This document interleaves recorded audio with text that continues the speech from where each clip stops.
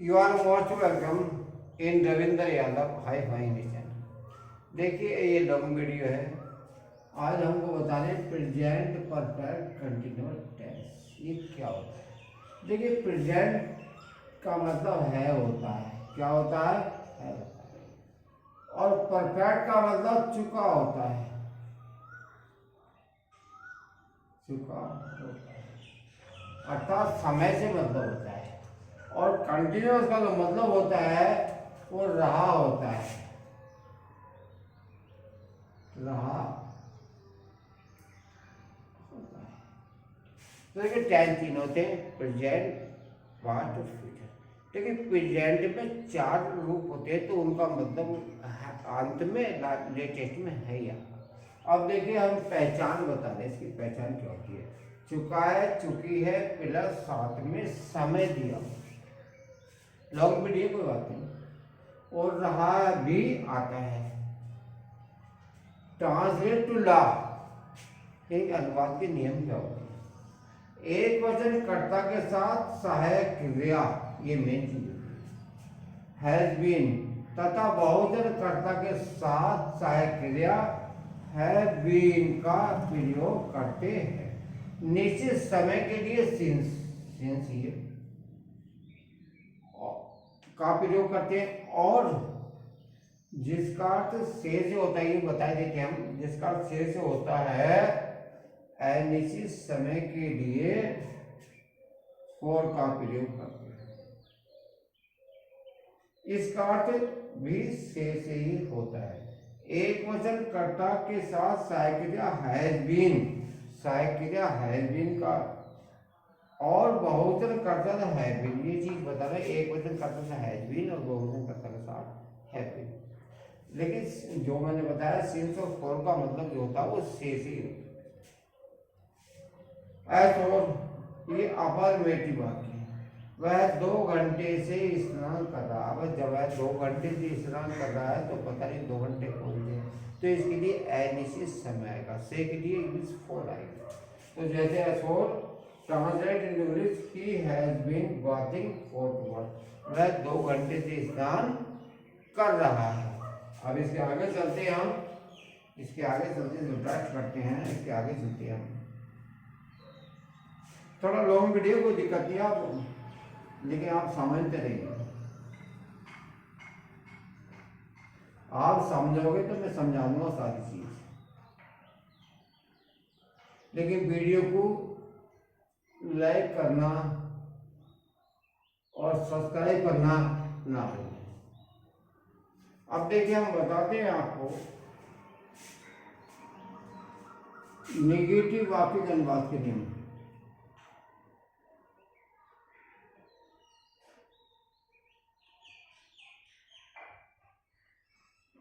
वाक्यों के अनुवाद के नियम।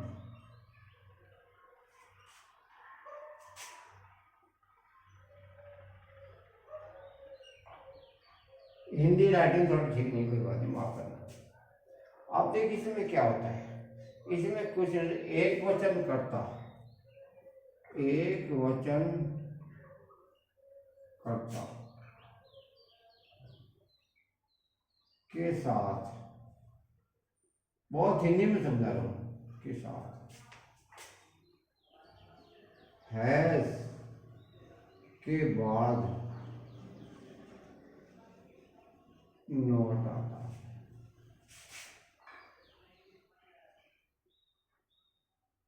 हैज के बाद नोट आता है और बीन बाद में आता है।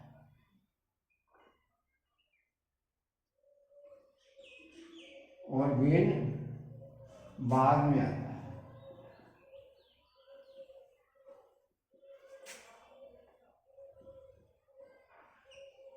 क्रिया की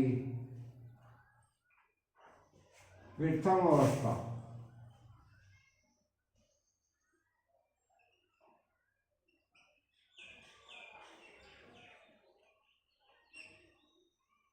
क्रिया की प्रथम अवस्था में आईएनजी लगाते हैं।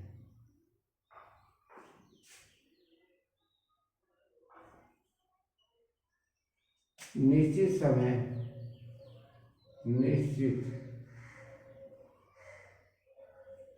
समय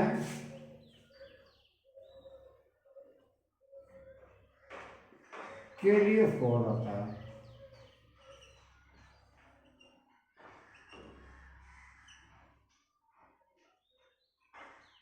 सिंस, सॉरी, सिंस का प्रयोग करते हैं।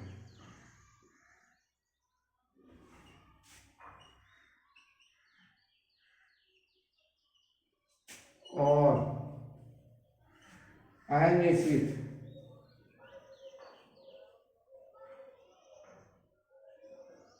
अनिश्चित समय के लिए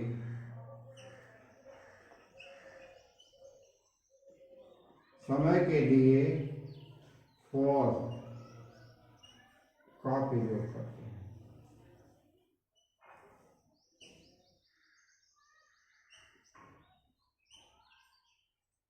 अब उदाहरण भी आप समझ सकते हैं। एज फॉर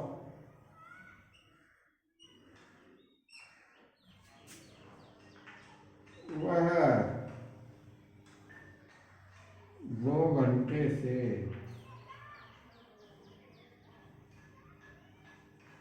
हिंदी लिखने जाती कोई बात नहीं। 2 घंटे से स्नान नहीं कर रहा। स्नान इसलिए बोल दिया, आप समझ जाओ।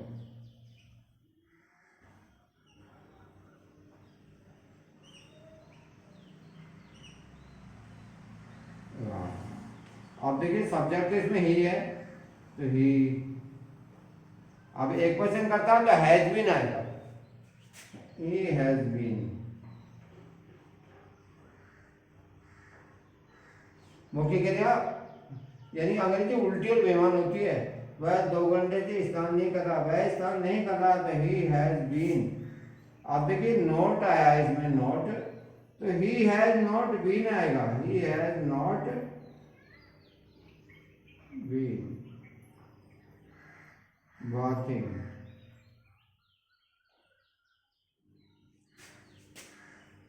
आईएनजी समझ लो, 4 आएगा। 4 TWO hours, HURS, 4 2 hours, यानी कि ये एनजी से हम पता नहीं 2 घंटे कौन से हैं। इसके बाद क्या होता है, एक सेंटेंस हमने समझाया। अब हम आपको चलते हैं इंटेरोगेटिव सेंटेंस में। इंटेरोगेटिव सेंटेंस में चलते हैं।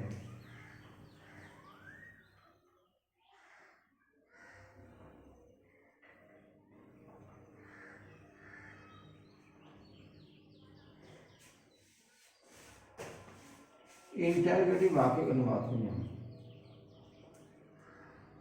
पहली खत्म होती है। इंटेरो,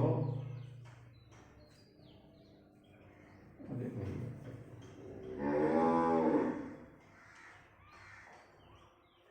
पता नहीं पहली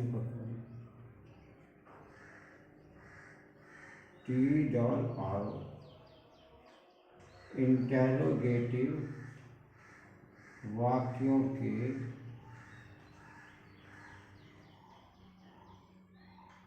अनुवाद के नियम।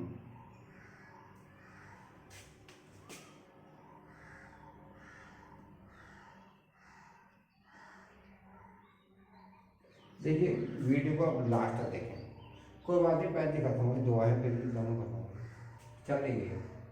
देखिए, यदि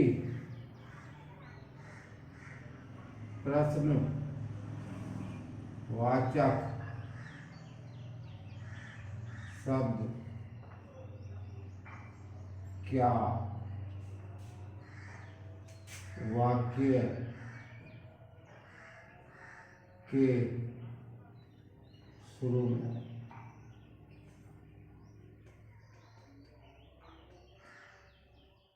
तो सहायक क्रिया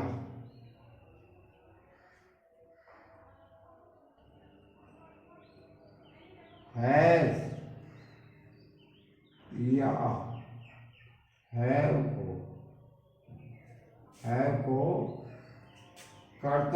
अनुसार,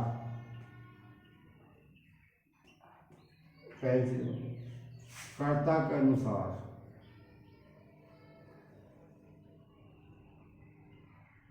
कर्ता से पहले लगाते,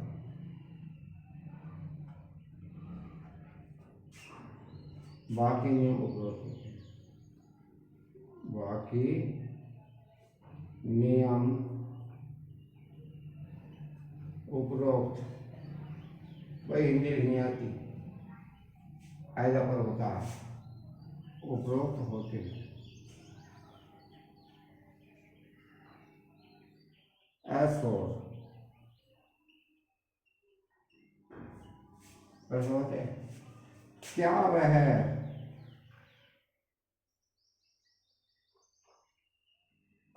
2 घंटे से, या 2 बजे लिखो, 2 बजे से, हिंदी भी नहीं आती है, 2 बजे से मेरी इंतजार कर रहा है, इंतजार कर रहा है।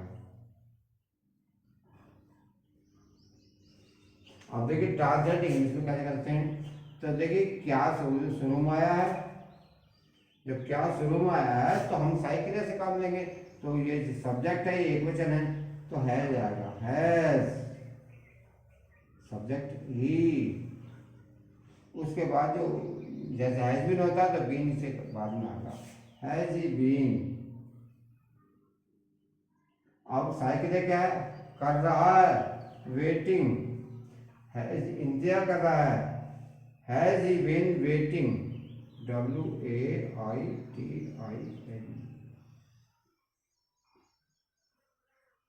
किसकी, ये टू मी भाषा, फॉर भी भाषा, टू मी आएगा, टू मी।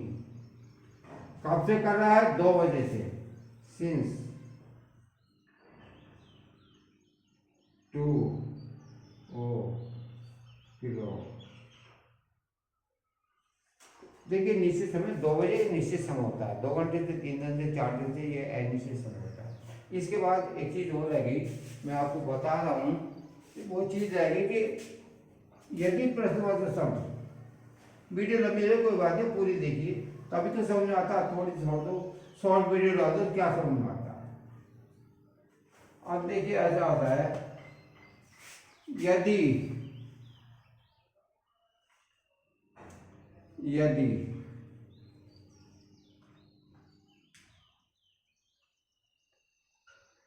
यदि प्रश्नवाचक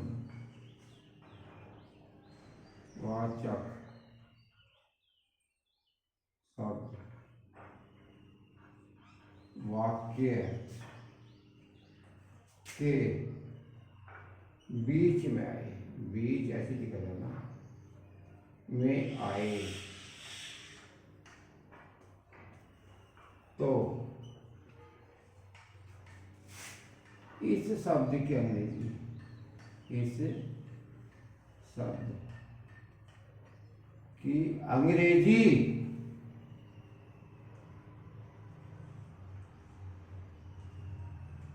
सहायक क्रिया, सहायक क्रिया है या है से भी पहले लगाते, यानी कि मैंने द्वारा से यदि प्रश्नवाचक तो वाक्य के बीच में आए तो इस सत्येंद्रीय सहायक क्रिया है या है से भी पहले लगाते हैं। कोई बात नहीं, पेंसिल हमारे कहते हैं डॉट बनी गए। एज फॉर, शॉर्ट करना वीडियो, एज फॉर, क्योंकि पेंसिल खत्म होगी ना, वह है 2 घंटे से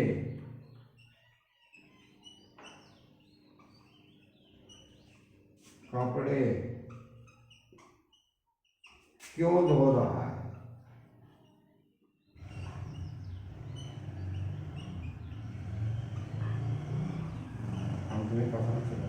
अब क्यों की अंग्रेजी जो है ये क्यों बीच में आया, इसकी अंग्रेजी भाई आप जानते होंगे, वाई तो वाई पहले लगाएंगे। According to law Y has he been तो आ गई। अब धो रहा है तो जब रहा लगे तो क्रिया में आईने लगी। वॉशिंग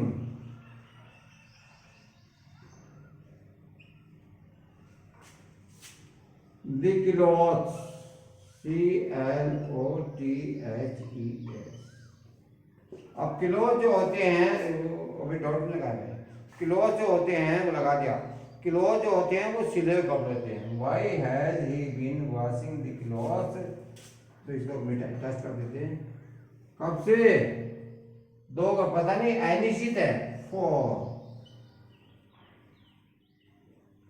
2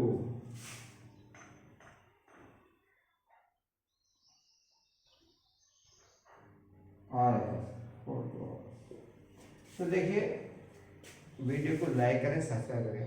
ये तो मैंने वैसे पढ़ा है, स्पीकिंग कोर्स की बात बता रहा हूँ, लेकिन थोड़ी सी आदत मैंने डाल नहीं पाया था, वीडियो इसलिए डाली है कि प्रेजेंट पद पर कर दिया। कोई इसमें कमेंट लिखें, क्या लिखें क्या नहीं लिखना आपको ये तो आप जानें, और वीडियो को लाइक करें ज़्यादा वो आपकी मर्जी है, लेकिन लाइक करें या डिसलाइक करें। Thanks to all.